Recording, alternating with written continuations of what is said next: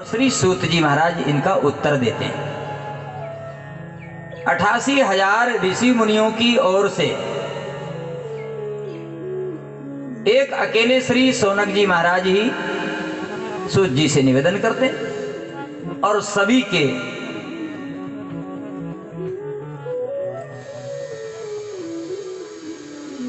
मन का समाधान हो जाता है।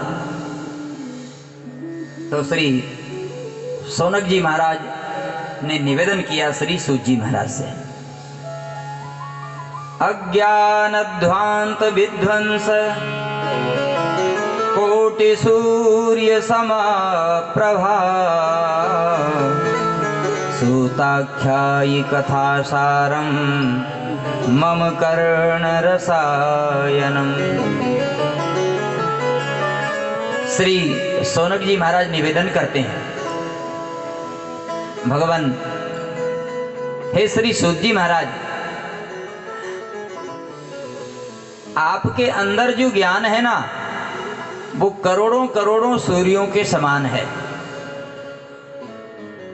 जैसे रात्रि के अंधकार को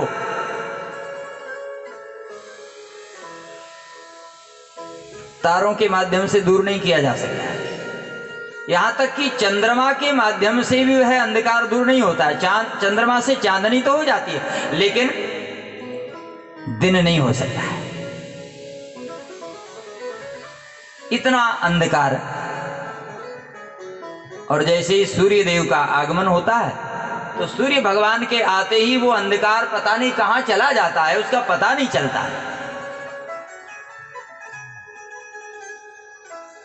रात्रि में पता नहीं अनंत अनंत बल्ब जलते होंगे, कितनी लाइटें जलती है, फिर भी अंधेरा दूर होता है क्या? नहीं होता है। यहां तक कि चंद्रमा और तारों के माध्यम से भी पूरी तरह से अंधकार दूर नहीं हो सकता है। और एक अकेले सूर्य भगवान के आते ही पूरा अंधकार दूर हो जाता है। तो यहां पर श्री सौनक जी महाराज कहते हैं कि हे श्री सूत जी महाराज, आपके अंदर जो ज्ञान है ना वो कैसा है? एक सूर्य के समान नहीं है, करोड़ों करोड़ों सूर्यों के समान है। सूर्य भगवान बाहर के अंधकार को दूर करते हैं, लेकिन सौनक जी महाराज कहते हैं कि आपके अंदर का जो ज्ञान है ना वो कौन से अंधकार को दूर करता है? बोले अज्ञान रूपी अंधकार को। हमारे अंदर जो अज्ञान रूपी अंधकार बैठा है उस अज्ञान रूपी अंधकार को दूर करने के लिए आपका जो ज्ञान है वो करोड़ों सूर्यों के समान है।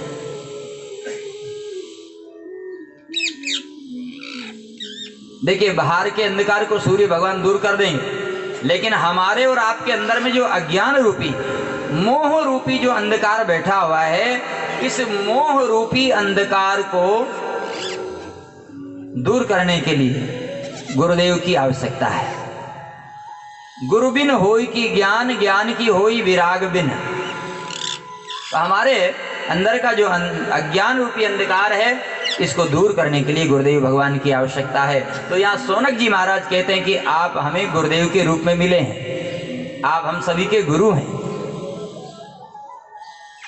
गुरु का मतलब ही होता है जो अंधकार से प्रकाश की ओर ले जाए, जो हमें परमात्मा से मिला दे, जो परमात्मा की ओर ले जाए। तो आप हमें गुरु के रूप में प्राप्त हुए। हमने अपने जीवन में बहुत अनुष्ठान किए हैं, बहुत यज्ञ किए हैं,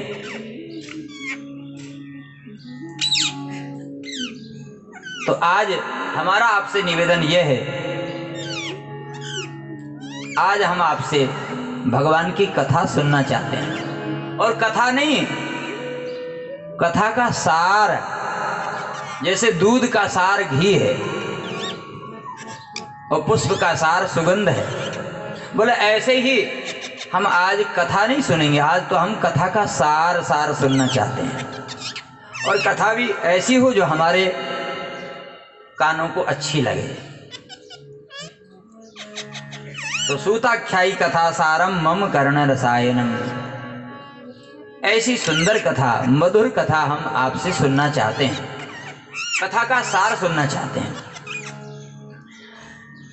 जिस कथा को सुनने से भक्ति ज्ञान विरागाप्तो विवेको वर्धते महान् माया मोह निरासश्च वैष्णवे क्रियते कथम। जिस कथा को सुनने से भक्ति बढ़े, ज्ञान बढ़े, वैराग्य बढ़े, यानी भक्ति ज्ञान वैराग्य इन तीनों की वृद्धि हो, जिस कथा को सुनने से विवेक की प्राप्ति हो, विवेक जागृत हो। विवेक कैसा? जैसे हंस होता है ना, तो हंस के पास में एक अलग से विवेक होता है, शक्ति होती है। जड़ चेतन गुण दोष में विश्व कीन करतार, संत हंस गुण गहे पे परिहरि वार विकार।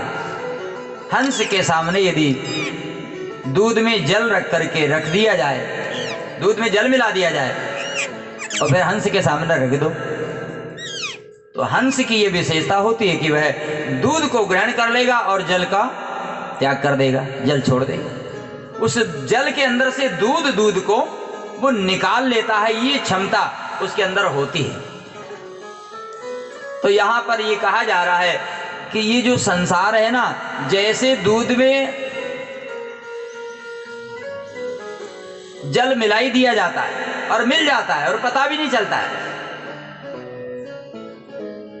कितना भी कुछ करो, दूध वाले तो थोड़ा बहुत तो जल उसमें मिला ही देंगे, हैं? और फिर वे जल भी दूध के भाव बिक जाता है। लेकिन मीटर के द्वारा तो ये पता लगा लिया जाता है कि नहीं भाई, इसमें इतना जल है, इतना दूध है। लेकिन सबके पास तो नहीं है ना। तो इसी प्रकार से कहते ये जो संसार है, इस संसार में भी दोष भी हैं और गुण भी है।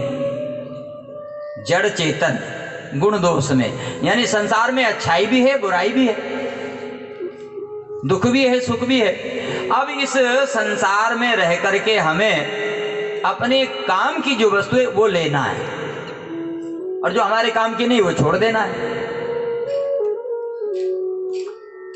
तो ऐसा ज्ञान यदि हमारे पास में है तो समझो ये विवेक है, समझदारी है। जो हमने हमारे काम की वस्तु को ले लिया, जो हमारे मतलब का नहीं उसे छोड़ दिया।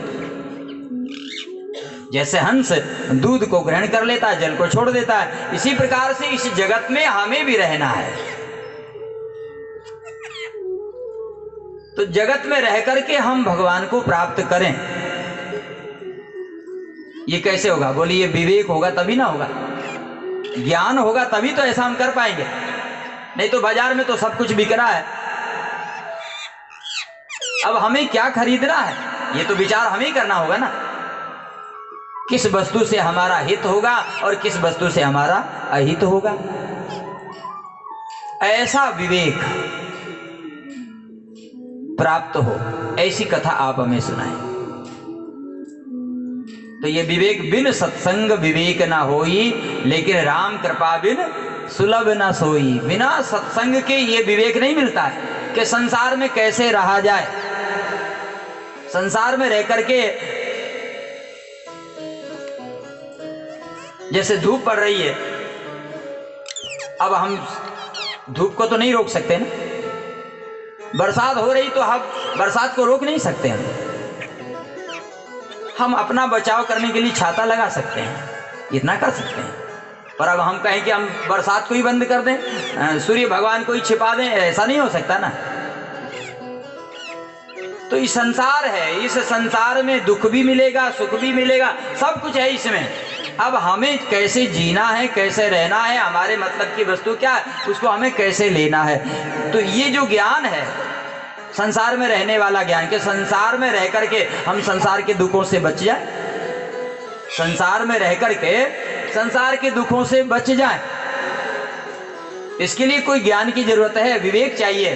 तो ऐसा जो विवेक है वो मिलता कहां से? तो कहते हैं बिन सत्संग विवेक ना होई। बिना सत्संग के ये ज्ञान नहीं मिलेगा। और वो राम कृपा बिन सुलभ न सोई, भगवान की कृपा के बिना वो सत्संग नहीं मिलता है। तो आज यदि हमें ये सत्संग मिल रहा है तो ये भगवान की कृपा का फल है। सत्संग मिलना भगवान की कृपा का फल है। तो यहाँ पर शौनक जी ने कहा कि जिस कथा के द्वारा भक्ति ज्ञान वैराग्य बढ़े, ऐसी कथा आप हमें सुनाएं। जिस कथा को सुनकर के वैष्णव जन हे प्रभु भगवान की माया के ऊपर विजय प्राप्त कर लेते हैं। देखिए, जिस संसार में हम रह रहे हैं उसी संसार में संत भी रह रहे हैं। हम माया में फंसे हुए हैं और कुछ ऐसे महापुरुष होते हैं कि वो माया से अलग है, उनके जीवन पर माया का कोई प्रभाव